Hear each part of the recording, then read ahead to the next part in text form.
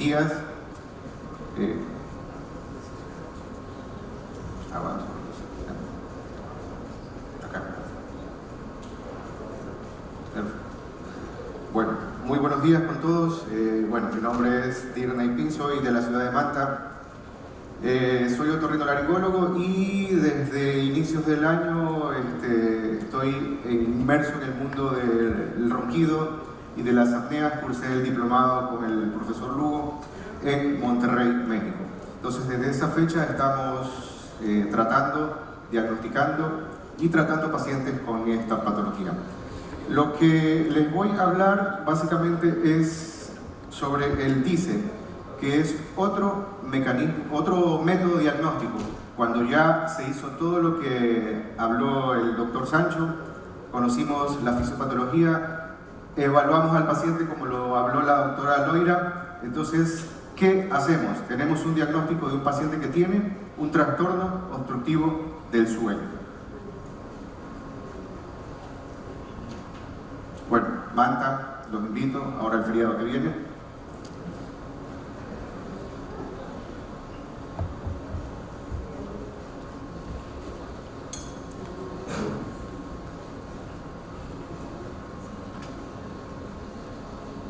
¿Cómo hacemos qué? ¿Sí?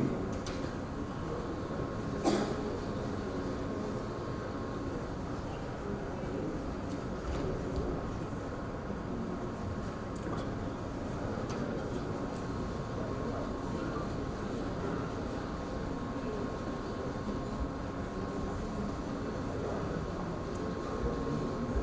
Todo.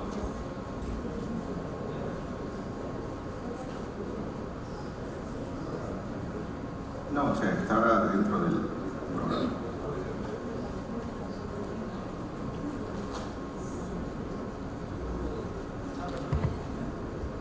Es un paciente que está listo para hacer un estudio de sueño. Y como le decía, es un paciente que ya se diagnosticó que tiene un trastorno del sueño. Entonces, ¿qué hacemos con el estudio que se llama DICE? Evaluamos lo que pasa por dentro del paciente, qué es lo que genera su trastorno, qué es lo que genera su ronquido y qué es lo que genera su patología obstructiva del sueño. Lamentablemente no tenemos volumen, hay un desperfecto, pero bien, seguimos.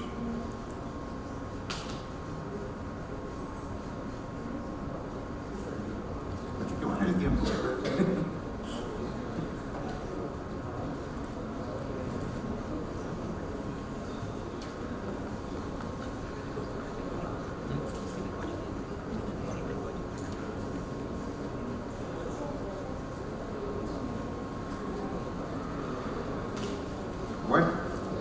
Bueno, ese era el preámbulo de lo que veníamos. Ya vamos a ver estudios en sí, pero esto era lo que quería saber lo que se hacía con un paciente que tenía este tipo de patología. Ronca y ahí hace una pausa respiratoria, está haciendo una apnea. Bueno, la introducción básicamente ya se habla un poco de esto. Lo que se denomina apnea obstructiva del sueño es un problema de salud muy común que se asocia a un incremento de la morbilidad cardiovascular y todo lo que esto conlleva. Habíamos dicho ya que el tratamiento estándar es el uso de CPAP, pero hay un problema, que hay una baja adherencia al tratamiento con el CPAP. Entonces, es ahí donde el otorrino empieza a hacer su magia, por decirlo de alguna forma. La cirugía tiene un mejor cumplimiento, pero es necesario hacer una buena selección y es lo que hacemos con este tipo de estudios. Para buenos resultados es necesario identificar el sitio de obstrucción. Habíamos hablado ya mucho, han escuchado la palabra colapso. Bueno, es eso lo que tenemos que saber, dónde se da a nivel de la vía respiratoria. Y bueno, estos son básicamente los sitios probables de colapso que tenemos desde la parte nasal, a nivel velofaringio, a nivel orofaringio y a nivel hipofaringio, que se incluye estas estructuras. Esto es un resumen de lo que ya más o menos la doctora comentó. Es importantísimo, yo cuento mi experiencia propia, antes de estar en la patología del sueño, El paciente llegaba por una consulta, no sé, de insuficiencia ventilatoria nasal y me enfrascaba solamente en una estructura. Pero bueno, ahora vemos el paciente de manera diferente y es algo que nosotros con mi compañero de promoción en la rotación con el doctor lo veíamos de esa forma, que ahora miramos el paciente de manera diferente. Evaluamos todas las estructuras desde la punta de la nariz hasta la parte de epiglotis. Entonces, importante el septum nasal y algo importantísimo, las válvulas nasales. Asimismo, a nivel de la cavidad oral, el tamaño de la lengua, importante sus variantes, lo que ya se comentó. Punto K, importante como valor predictivo de la cirugía. Bueno, todo esto de aquí ya más o menos la doctora lo comentó, pero era básicamente un refuerzo. Y algo importantísimo, el tipo de paladar. ¿Sí? Bueno, ahora sí, ¿qué es en sí el DICE? ¿Qué es este estudio? Básicamente es una somnoendoscopía inducida por fármacos.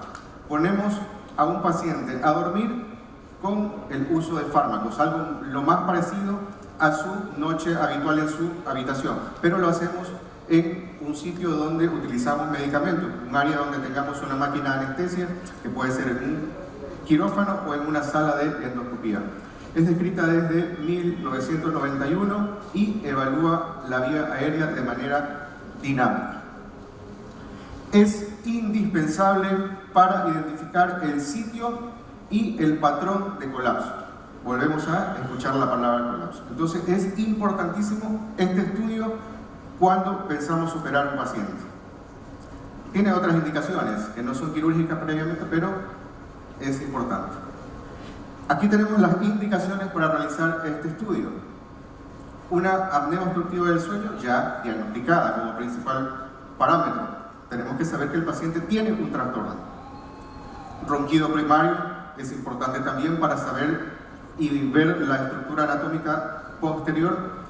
La intolerancia al CPAP. Y aquí ya vamos haciendo los cambios. Es un paciente que ya está haciendo un tratamiento, que fue evaluado previamente, le diagnosticaron un trastorno obstructivo del sueño y está con un tratamiento con CPAP. Pero ¿cuál es el problema?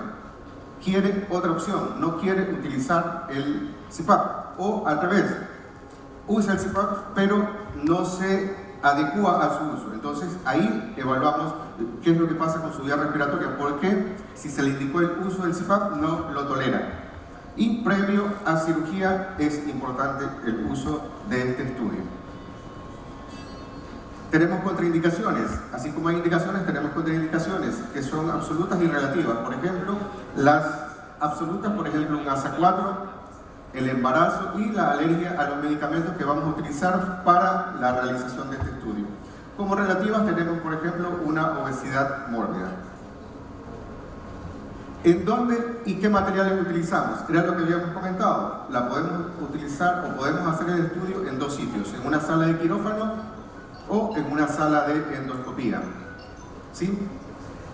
Necesitamos lo básico cuando se utiliza anestesia, que es un equipo de resucitación básico, el nasoendoscopio, y aquí tenemos una variante que, por ejemplo, tiene que ser un nasoendoscopio, porque podemos utilizar, por ejemplo, el equipo que utilizan los anestésicos para la intubación, pero tiene la desventaja que es muy largo y es muy cansado estar 30 minutos con el equipo. Necesitamos un equipo de grabación, que puede ser una torre de endoscopía, pero esto aumenta los costos, era lo que decíamos inicialmente, y era un problema cuando recién nosotros nos tocó volver a nuestros países, que una vez terminado el diplomado, mi compañero de Chile y yo decíamos, los costos para hacer este estudio, alquilar una sala de quirófano, alquilar una sala de endoscopía, alquilar una torre de endoscopía, todo esto va aumentando los costos. Pero bueno, tenemos la opción que tenemos, por ejemplo, un smartphone con un adaptador y podemos grabar, que es lo que utilizamos básicamente en México, en Monterrey. Otros materiales que podemos utilizar, por ejemplo, es el BIS, que es el índice bispectral, que nos ve el índice o el nivel de sedación del paciente, y se recomienda entre 70 y 50. No es mandatorio, pero si se lo tiene a la mano es muy bueno utilizarlo, porque nos puedes decir más o menos cuándo podemos empezar a hacer nuestro estudio. ¿Y qué medicamentos utilizamos? Tenemos opciones, por ejemplo, el propofol, el midazolam y la dexmedetomidina, que es lo que normalmente utilizamos. Y es la escuela que tenemos en la formación. Los anestesiólogos que trabajan con el profesor utilizan la dexmedetomidina y tenemos esa opción de que nuestro anestesiólogo puede comunicarse también con los anestesiólogos del doctor y les dan los tips. No les enseñan a dar anestesia, les enseñan los tips necesarios para poder trabajar con pacientes de sueño. ¿Por qué? Porque, por ejemplo, ¿qué nos pasa cuando estamos operando a un paciente? El paciente empieza a desaturar y el anestesiólogo, ¿qué hace enseguida? Empieza a dar bolsa al paciente porque empieza a desaturar. Bueno, acá no necesariamente necesitamos eso. ¿Por qué? Porque previamente tenemos un estudio de sueño donde vemos qué nivel o hasta cuánto puede desaturar ese paciente normalmente durmiendo en su casa. Bueno, esos son parámetros que necesita saber nuestro anestesiólogo. ¿Cuál es la ventaja de la dexmedetomidina versus el propofol? Que no deprime el centro respiratorio, da analgésico y no necesitamos colocar nada a nivel de la nariz cuando introducimos nuestro nasofibro. Tiene un tiempo de acción de 5 a 10 minutos y genera bradicardia e hipertensión, son los contras que tenemos. Pero va bastante bien el uso de la dexmedetomidina y podemos utilizar tranquilamente los 30 minutos utilizando este medicamento. Cuando estamos haciendo nuestro estudio tenemos que evaluar todo lo del paciente. No solamente es que lo acostamos y introducimos nuestro nasoendoscopio, tenemos que hacer maniobras para, en base a eso, darle opciones terapéuticas al paciente. Como dijimos, lo utilizamos como preventivo para hacer un tratamiento quirúrgico, pero también para ver si su CPAP, por qué no le está funcionando, o como una opción terapéutica, utilizar un dispositivo de avance mandibular. Entonces, en base a eso, tenemos que evaluar el paciente de cúbito supino, con su ronquido normal, y realizar maniobras. Por ejemplo, poner al paciente en laterales. ¿Por qué? Porque nos pasa que los pacientes mismos nos dicen, o el acompañante nos dice, ¿sabe qué? Se pone de lado y deja de roncar. Se pone del lado derecho o del lado izquierdo y deja de roncar. Bueno, tenemos que evaluar esa información que nos da el paciente, ver si el paciente de lado efectivamente deja de colapsar su vía respiratoria o deja de roncar.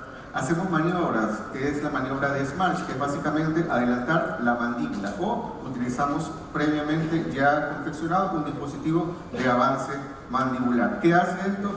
Justamente lleva la mandíbula hacia adelante y nos puede ayudar a evitar el colapso de la vía respiratoria. Esto es importante cuando estamos haciendo nuestro estudio. Tenemos que, una vez que se observa lo que habíamos comentado, utilizamos el BIS y tenemos un valor entre 70 y 50, el anestesiólogo nos dice, listo, estamos prestos para hacer nuestro estudio. ¿Por qué? Porque si no tenemos este valor o el paciente todavía no está en rango de sedación, el paciente se nos despierta. Ponemos nuestro nasoendoscopio, como no colocamos ningún medicamento para anestesiar la fosa nasal, entonces el paciente se nos puede despertar. Entonces, por eso es importante el uso de este parámetro. Si no lo tenemos, es básicamente cuando el paciente no responde a estímulos verbales y empieza a roncar. En ese momento estamos listos para utilizar nuestro nasoendoscopio y empezar a evaluar la vía respiratoria.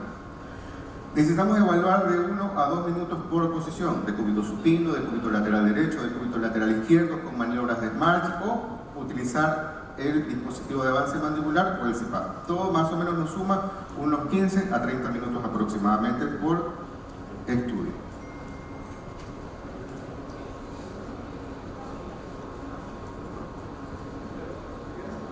Bueno, un resumen de lo que habíamos comentado. Clasificaciones tenemos muchas, pero nosotros básicamente utilizamos esta, en la que se define con las siglas BOTE. ¿Y qué quiere decir cada de estas siglas? Quiere decir que puede haber un colapso a nivel velofaringeo, a nivel orofaringeo, a nivel de lengua y a nivel de epiglotis. ¿Sí? Acá tenemos más o menos qué tipo de colapso podemos tener en base a esa clasificación. A nivel del velo del paladar podemos tener un colapso anteroposterior, un colapso lateral y un colapso concéntrico. A nivel orofaringeo, básicamente lo que podemos tener es un colapso lateral, de las paredes laterales. A nivel de la lengua podemos tener un colapso antero-posterior, que la lengua se vaya hacia atrás, y a nivel de epiglotis podemos tener un colapso antero-posterior y lateral. Aquí podemos ver más o menos cómo se verían los colapsos antes descritos. A nivel de velo del paladar, un colapso antero-posterior, esta en la pared posterior, esta en el velo del paladar, que se va hacia atrás justamente en la inspiración. Un colapso de sus paredes laterales y un colapso concéntrico, se cierra totalmente la vía respiratoria. A nivel orofaringio,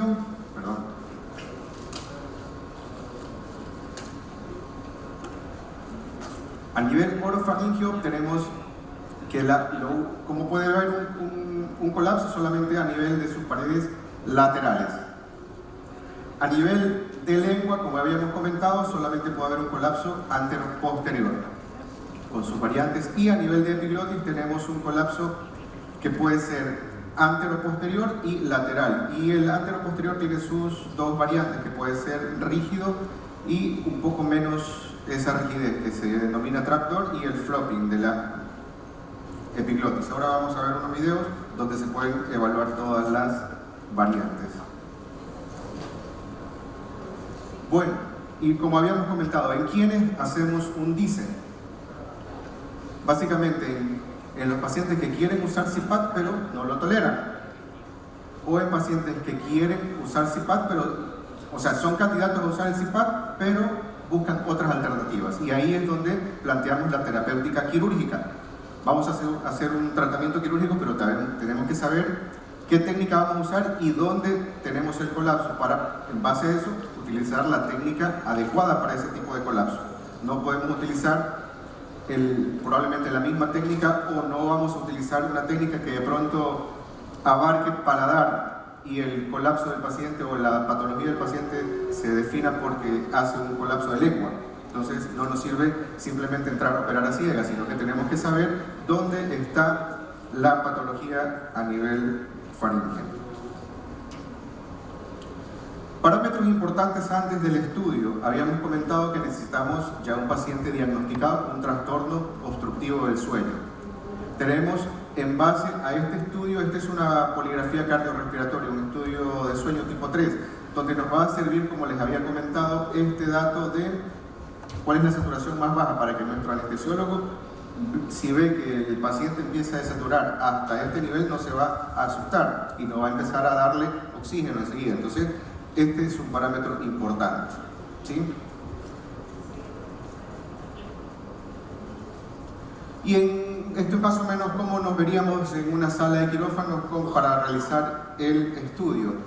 Tenemos el personal que está haciendo el estudio con su ayudante, que va a manejar el CPAP, el anestesiólogo que está mirando su monitor, el odontólogo que está con el dispositivo de avance mandibular, y la persona que puede grabar a todo el resto del personal. Acá vemos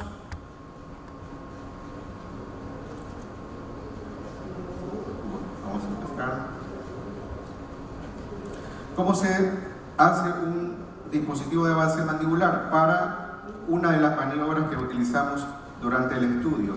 ¿Qué es el dispositivo de avance mandibular? Es un aparato que hace que la mandíbula justamente avance un poco y se abra un poco. No todos los pacientes son candidatos a este tipo de tratamiento. Deben de tener sus piezas dentales completas, no deben de tener ninguna alteración a nivel de su articulación temporomandibular. Bueno, este paciente fue candidato a prueba con dispositivo de avance mandibular. Y aquí tenemos unos ejemplos de unos DISE. Los DISE son cortesía del profesor Lugo, son pacientes de México. Tenemos un paciente con índice de masa corporal de 25, con un índice de apnea y hipopnea de 13.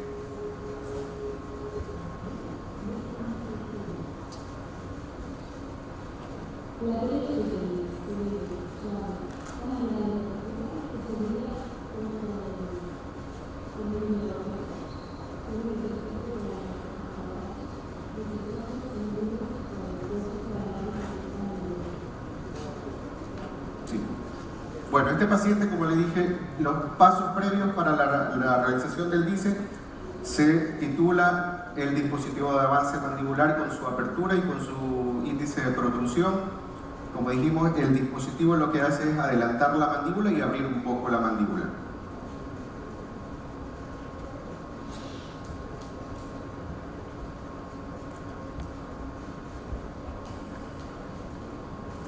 Sí, hay sonido. Bueno, este paciente está roncando mucho, no hay sonido, qué pena. Pero ahí está con un fuerte ronquido. ¿Cómo se evalúa la vía respiratoria? Bueno, una vez que ya el anestesiólogo nos dice, ¿sabe qué?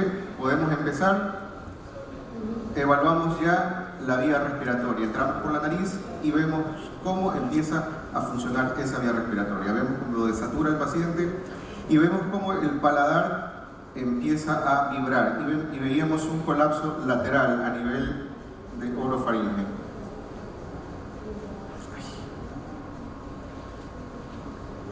No del mismo, pero no se puede. Sí. Hay una cosa.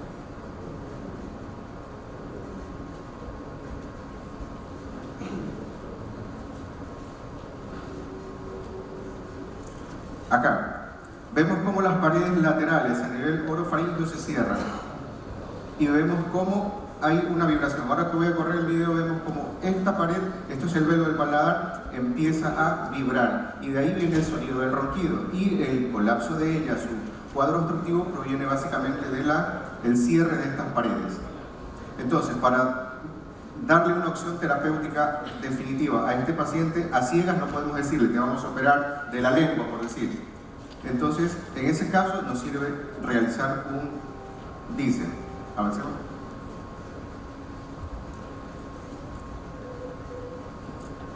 Pasa el 1 o 2 minutos que necesitamos ver un patrón de colapso completo y vamos avanzando un poco más. Bajamos y vemos si tenemos alguna alteración un poco más abajo a nivel de lengua o a nivel de epiglotis, cosa que no pasa con este paciente. Listo, una vez que evaluamos, empezamos con las maniobras. Por ejemplo, lo ponemos al paciente en decúbito lateral derecho y en decúbito lateral izquierdo. Esto es un resumen, pero vemos que persiste con su problema. Vemos cómo se ve un flutter, una vibración de la estructura blanda del paladar que genera el ronquido y vemos cómo se siguen cerrando sus paredes laterales a nivel orofaríngeo. Vemos que sigue con su desaturación.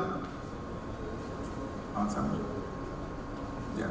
Y ahora colocamos el dispositivo que inicialmente se estaba elaborando y vemos cómo dejó de cerrarse las paredes y cómo dejó de vibrar el paladar.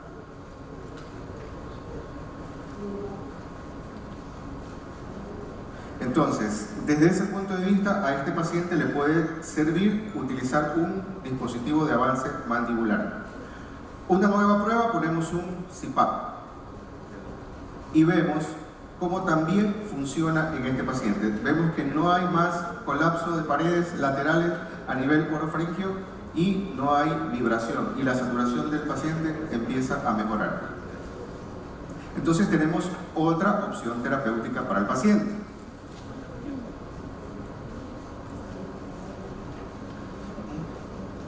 ¿Sí? Y este es el resumen más o menos de lo que vimos al terminar el estudio.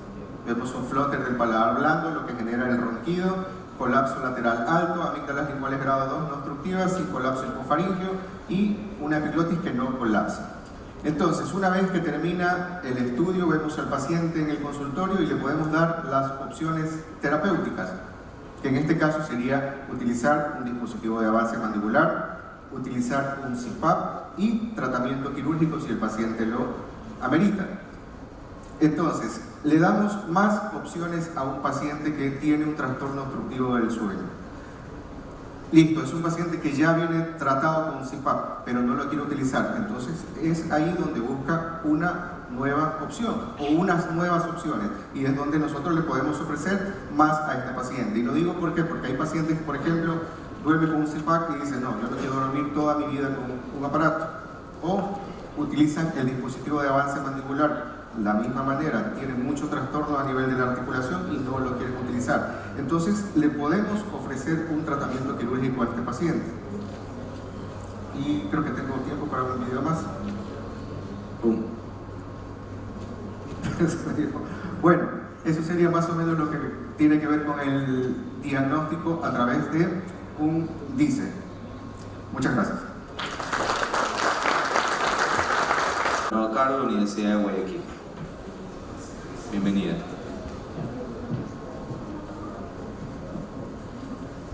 Toda la conexión de tantos cables. Buenos días, para mí es un gusto totalmente compartir con ustedes esta charla. El día de hoy estamos con el doctor Lugo, gracias por haber venido a nuestro país. Y bien, vamos a hablar sobre la insuficiencia respiratoria nasal en SAOS. No pasa.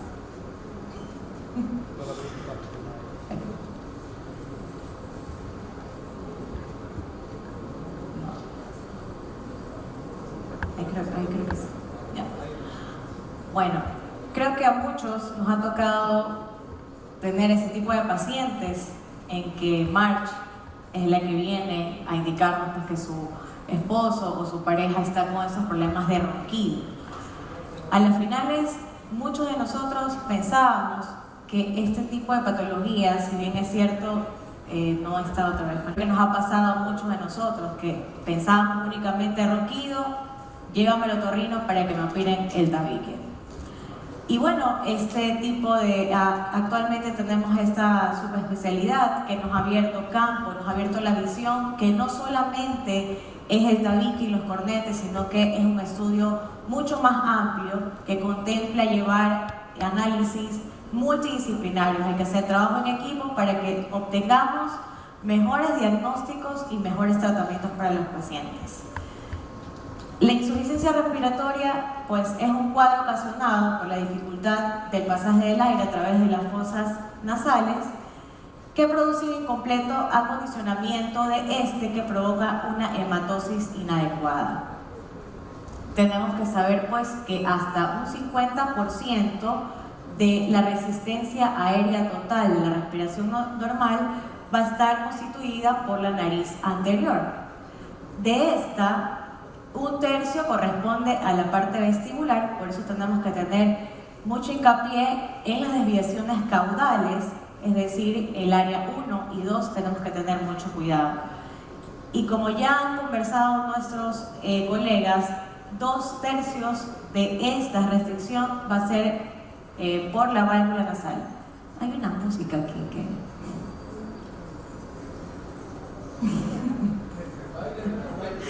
No, pero es que el rock, justamente, no es aquí. Aquí tengo un ejemplo, ¿no? Para conocer un poco sobre este tema, tenemos que las vías aéreas superiores es como un tubo que tiene dos porciones rígidas en sus extremos y una central que va a ser colapsable. Para entender un poco esta fisiopatología de las vías aéreas superiores, hay diferentes fenómenos físicos en los cuales nosotros podemos comprender esta fisiopatología del colapso de las vías aéreas superiores. Como es el principio de Venturi, no sé si ustedes lo han escuchado, el paso del aire a través de este tubo con un cambio en el nivel transverso produce una mayor velocidad y una disminución de la presión. Cuando este flujo pasa por esta área estrecha, aumenta la velocidad y disminuye la presión. Este es denominado efecto de Venturi. Entonces ya estamos comprendiendo un poco sobre esta situación que hablamos de colapsos, qué es lo que está pasando, ¿no? Entonces, si tenemos estas vías aéreas superiores con mucha resistencia, le aumentamos la velocidad que estamos denominando, más la presión negativa que va a tener por los colapsos que estamos conversando, y hacemos una interrelación sobre el balance que existe entre la apertura faríngea y los músculos intratorácicos durante la inspiración que se pierde, ahí se incrementa el colapso de las vías aéreas superiores. La patología nasal tiene un importante impacto en el flujo aéreo y potencialmente va a contribuir a la presencia del SAOS. La obstrucción nasal la vamos a clasificar estructural o anatómica, inflamatoria y artificial. Y nosotros nos vamos a centrar sobre esta parte, ¿no?, que es la estructural o anatómica, donde vamos a ver la desviación septal, muy importante, la patología valvular externa e interna, asimismo los cornetes, los inferiores con su hipertrofia de cornetes y los medios con los cornetes medios bulosos. La iatrogenia por parte de las rinoplastías previas, y como inflamatorio, pues las rinitis, que sabemos que es muy extenso también este tema, las rinosinusitis crónicas, polipoidea o no polipoideas, el uso de CPAP y artificial, taponamiento nasal, desde los taponamientos que realizamos los médicos y hasta también las partes congestivas, etc. Entonces no olvidemos que el efecto de Venturi es cuando el flujo del aire pasa en la porción estrecha, aumenta su velocidad y su presión va a disminuir. Eso es algo muy clave que tenemos que tener en cuenta. Para seguir hablando de la fisiopatología del SAOS como obstrucción nasal y el aumento de la resistencia de las vías aéreas superiores, también tenemos este modelo que es el modelo de resistor Starling, donde podemos ver que la porción superior está obstruida parcialmente, que corresponde a la nariz, y la parte inferior, que viene a ser la orofaringe, que es un segmento colapsable. Aquí la presión negativa intraluminal va a aumentar. Cuando este efecto va a aumentar aún más cuando estamos en posición supina. Por eso ya vamos captando más el tema sobre el síndrome de apneas obstructivas del sueño. Entonces, aumenta la resistencia nasal por el reflejo postural y pasivamente por la disminución de la presión hidrostática de la circulación venosa. Aquí también tenemos el respirador oral tiene entre 2 a 5 veces mayor su resistencia y también va a tener una disminución en el espacio retrolingual. Y es por esto que, como tiene mayor presión y por temas posicionales, la mandíbula y la lengua pasa hacia la parte posterior, por eso es que viene más el tema del colapso. Otro de los modelos también que es muy importante tomar en cuenta es sobre el óxido nitroso pulmonar. Como sabemos, el óxido nitroso es un vasodilatador muy importante para la parte de la ventilación. Si es que no hay este flujo necesario, va a disminuir el óxido nitroso. Por lo tanto, disminuye la oxigenación en la sangre y va a disminuir también el mantenimiento del tono muscular de las vías aéreas, neuromusculares y de la parte faríngea también. Estas es unas gráficas que encontré en un estudio desde 1980. Desde ese entonces ya estaban analizando estudios sobre la respiración oral.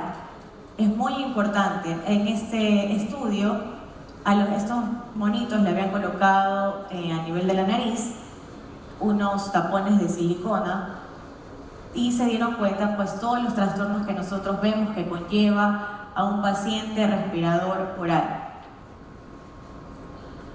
Por eso es muy importante saber que no solamente el tratamiento va a ser funcional, sino también de las estructuras anatómicas, realizando las interconsultas con los demás especialistas como son los odontólogos. Normalmente los ortodoncistas o los maxilofaciales nos remiten los pacientes por presencia de respiración oral y bueno, nosotros tenemos que tratar la parte que nos compete, ¿no? Actualmente se realizan algunas cirugías como el DOME, que son fracturas, que permite que funcione una expansión rápida del paladar en el adulto, sobre todo cuando tienen nariz estrecha. Este es un algoritmo sobre el estudio justamente quirúrgico del sueño, donde vemos la parte que más en este momento me compete, que es el análisis nasal. Vemos que se encuentra dentro de una clasificación como para optimizar el CPAP, y adicional es una cirugía que se encuentra dentro de las cirugías de multinivel también. Esto es súper importante que tengamos en cuenta que ni el sitio de obstrucción durante la apnea ni el sitio de generación de ronquido se encuentra en la nariz. Esto lo dijo Hofstein y Coles. Para el tema de tabique lo conocemos perfectamente todos, la septoplastía, la técnica de Potel, ¿no?, que es muy conocida por todos nosotros y que dentro de los 50 años no ha variado mucho, y lo que nos ayuda es a tener un acceso más cercano a la parte obstructiva sin que exista alteración al nivel de las otras estructuras vecinas, y que podemos reconstruir además con el segmento que se haya extraído. Como ya lo sabemos todos, es súper importante que mantengamos una infiltración adecuada, de que asimismo cuando realicemos, pues aquí vemos que estamos una vez infiltrando cornetes,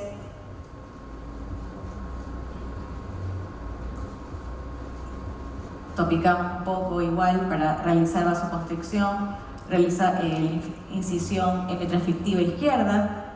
Súper importante mantener el plano mucoperiósteo, elaboración de túneles, evitando pues obviamente salvar en lo que más se puede la mucosa y no producir perforaciones. La vía endoscópica nos permite llegar hacia la estructura que nos produzca la obstrucción. En este caso vemos este espolón óseo, el cual estamos liberando.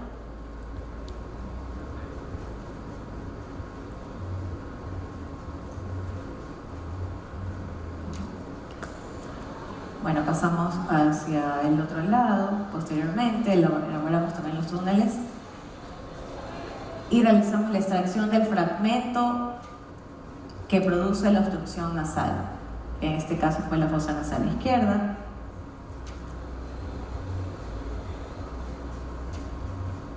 Únicamente el fragmento que nos está causando la obstrucción, y mantenemos el resto de estructuras intactas.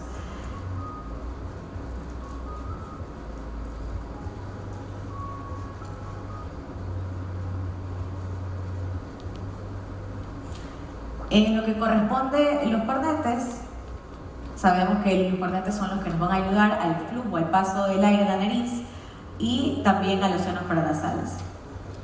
Existe, pues, sabemos que en múltiples ocasiones el tratamiento médico de la hipertrofia del cornete no es suficiente, por lo cual necesitamos recurrir a otro tipo de alternativas para producir la reducción de la mucosa. Tenemos como microdebridación, tenemos también coblación, radiofrecuencia, electrocauterio, y bueno, cada uno se acopla a la técnica que mejor le viene, ¿no? Realizamos este tipo de técnicas cuando hay obstrucción nasal secundaria a hipertrofia de cornetes leve o nula, según la desviación septal. Si es que queremos realizar además cirugías endoscópicas para tener una amplia apertura, aquí vamos a ver sobre la técnica de radiofrecuencia por coblación.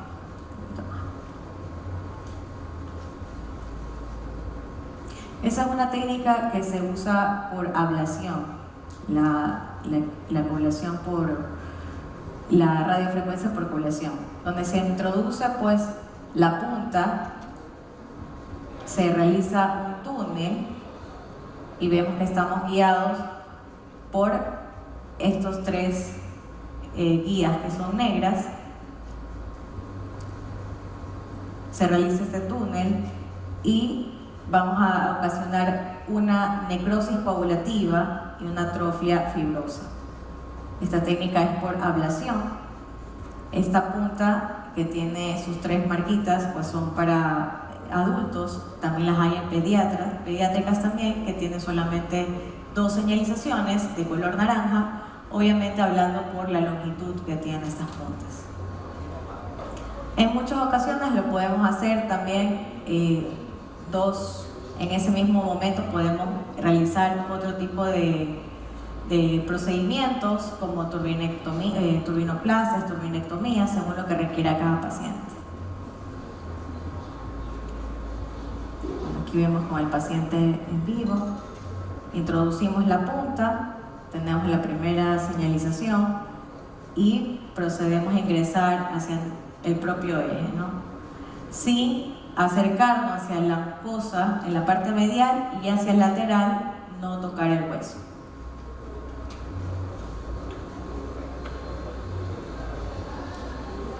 Bueno, también es súper importante, como hablamos, las turbinoplastias endoscópicas, cuando se requiere una resección de la parte inferior del osteomucosa de los cornetes para mejorar la amplitud y poder realizar cirugías endoscópicas no sinusales o de base de cráneo también.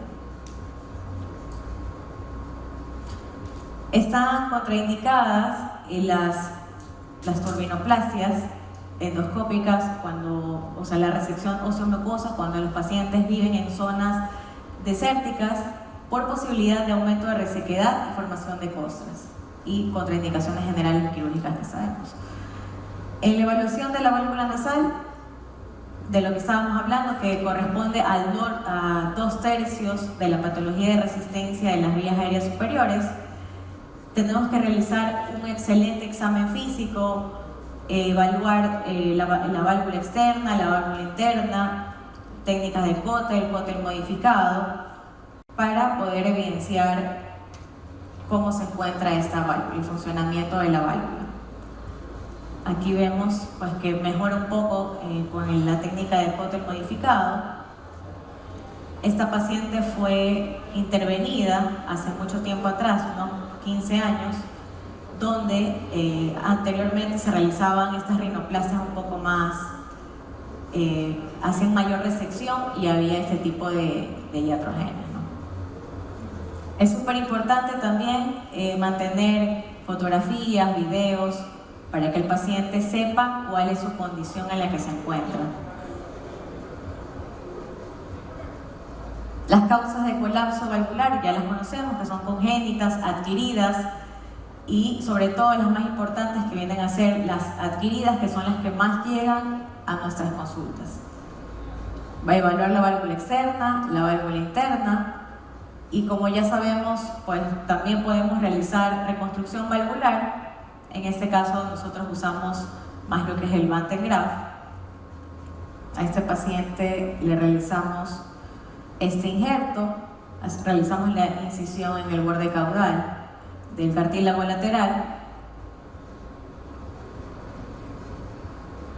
se crea el túnel hasta una apertura piriforme y se colocan estos patos, ¿no? De forma bilateral. El injerto, como sabemos, es autólogo del propio cartílago septal. Y bueno, ya muchos conocen cómo realizar estas técnicas. Esta es la paciente en su prequirúrgico. Vamos.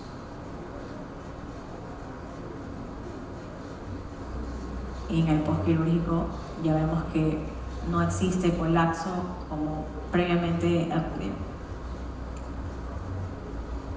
Entonces, como para dejar un final feliz, digo yo, ¿no?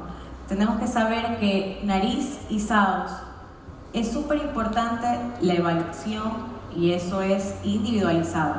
Cada paciente requiere un examen muy minucioso que compromete el tabique, los cornetes, las válvulas. También es importante revisar lo que es, bueno, en la parte de las vías aéreas superiores, el paladar, ver si este está muy ojival, ver qué alteraciones y qué se le puede sugerir al paciente. De esta forma podemos catalogar y seleccionar a cuáles son los candidatos exclusivos para cirugía nasal. recordando que esta cirugía incluye dentro de la cirugía multinivel, que en muchas ocasiones es el primer paso que van a realizar, indicando pues que no hay un efecto significativo en el índice de apnea-hipopnea. Sin embargo, al realizar cualquiera de estos tratamientos que el paciente lo requiere, vamos a restaurar la permeabilidad de las vías respiratorias nasales, reduciendo la resistencia nasal y la respiración bucal. Por lo tanto, el paciente va a mejorar la escala de somnolencia de Epworth, el índice respiratorio, la calidad de vida y el estado psicológico. Para concluir, la cirugía nasal pertenece dentro de la cirugía multinivel y además nos ayuda a la optimización del uso de CPAP, para que un paciente pueda tolerar y adherirse mejor a estos otros tratamientos multidisciplinarios que conlleva. Gracias por todo. No sé si tenemos preguntas.